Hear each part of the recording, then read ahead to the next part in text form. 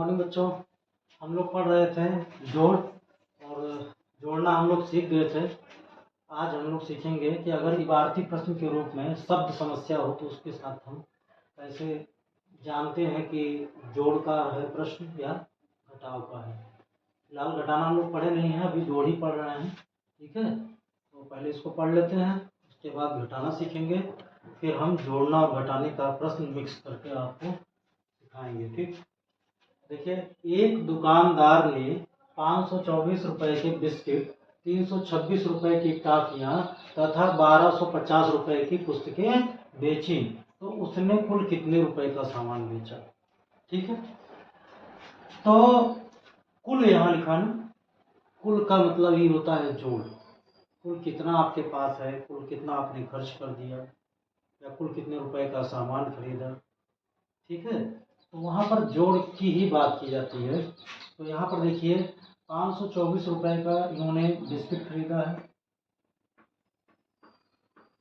मान लीजिए आप किसी दुकान पर गए हो और वहाँ पर आपने 524 रुपए का बिस्किट खरीद लिया। ठीक, और 326 रुपए की टॉफियाँ खरीद ली।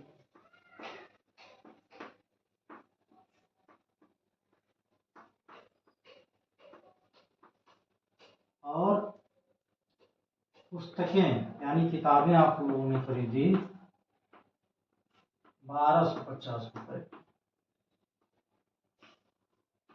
ठीक है, अब आपसे पूछा गया कि आपने कुल कितने रुपए का सामान खरीदा, या आपसे इस तरीके से पूछा जाए कि दुकानदार ने कितने का कुल सामान बेचा, या आपसे पूछा जाए कि आपने कुल कितने रुपए का सामान खरीदा। तो दोनों परिस्थितियों में हम लोग क्या करेंगे, जितना पैसा खर्च हुआ है, जो लागत लगी है, उसी को टोटल कर लेंगे, जोड़ लेंगे, और हमको पता चल जाएगा कि कुल कितने रुपए की बात यहाँ सामने आ रही है। ठीक है, तो प्रश्न दो तरीके से पूछा है। क्यों? क्योंकि दुकानदार ने सामान आपको बेचा है और आपने दुकानदार से सामान खरीदा है। तो प्रश्न दोनों तरीके से आपसे पूछा जा सकता है। या तो पूछ ले कि दुकानदार ने कितने रुपए का सामान बेचा, या ये पूछ ले कि आपने दुकानदार से कितने रुपए का सामान खरीदा। तो यहाँ पर ध्यान दीजिए, इसको जोड़ने की जरूरत है। हम जैसे इसको टोटल करेंगे हमको पता चल जाएगा कि कुल कितने रुपए का सामान दुकानदार ने बेचा। तो 6 और 4 10, 10 के शून्य हासिल 1।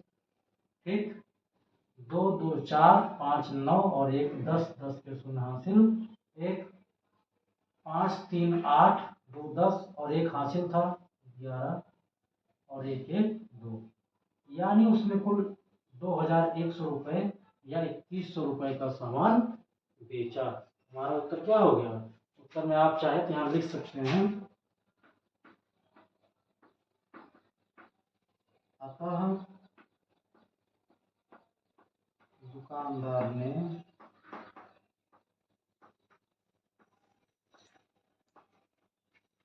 कुल 2100 रुपए का सामान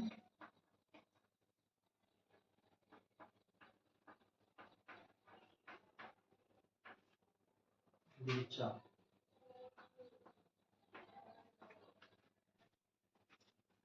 अगला प्रश्न है, 5 वर्ष पूर्व, यानी पूर्व का मतलब होता है पहले, 5 साल पहले की बात है, एक गांव की जनसंख्या 7648 थी।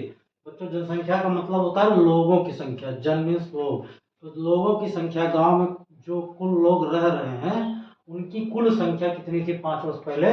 7648 थी। अब गांव की जनसंख्या में 2261 की बढ़ोतरी हो गई, मतलब 2261 की बढ़ोतरी हो गई। तो आपसे पूछा जा रहा है, तो बताओ वर्तमान समय में गांव की कुल जनसंख्या कितनी है, यानी बढ़ोतरी के बाद अब कितनी हो गई। तो पहले गांव की जनसंख्या थी 7648, अब इसमें 2261 की वृद्धि हो गई, बढ़ गई इतनी जनसंख्या।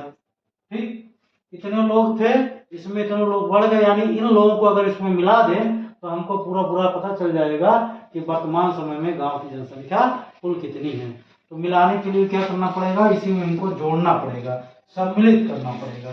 तो जोड़ दीजिए, 8 1 9, 6 4 10 के शून्य हासिल 1, 6 1 7 और 2 9 और 7 2 9।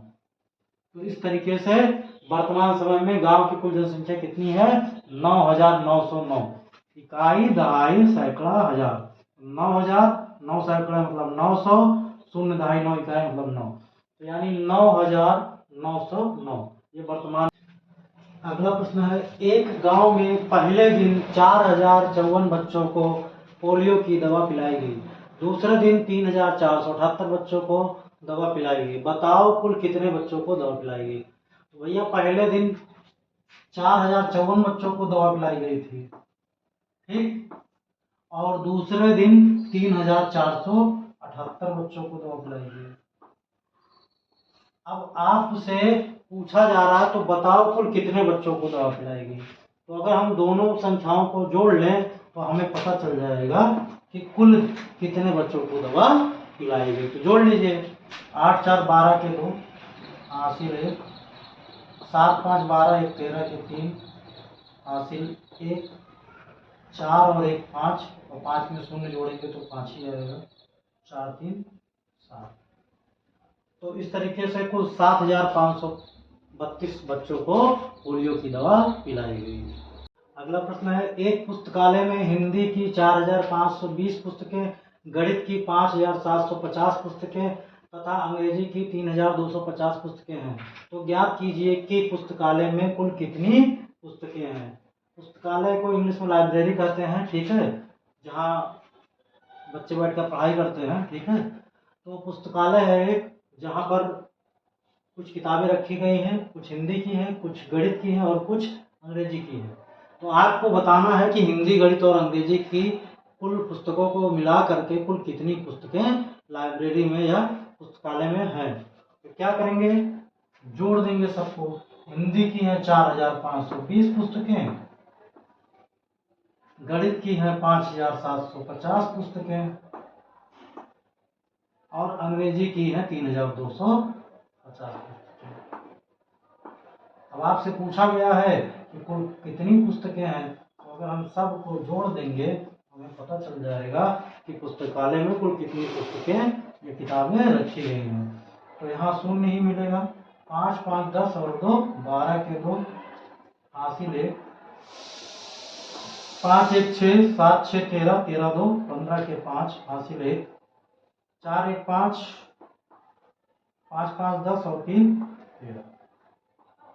पुस्तकालय में कुल कितनी पुस्तकें हैं? 13,520 पुस्तकें हैं। तो इस तरीके से हम जोड़ के इबारती प्रश्नों को हल करते हैं। अगर एक बार में ना समझ में आया तो वीडियो को रिपीट करके देख लीजिएगा, समझ में आ जाएगा। Thank you.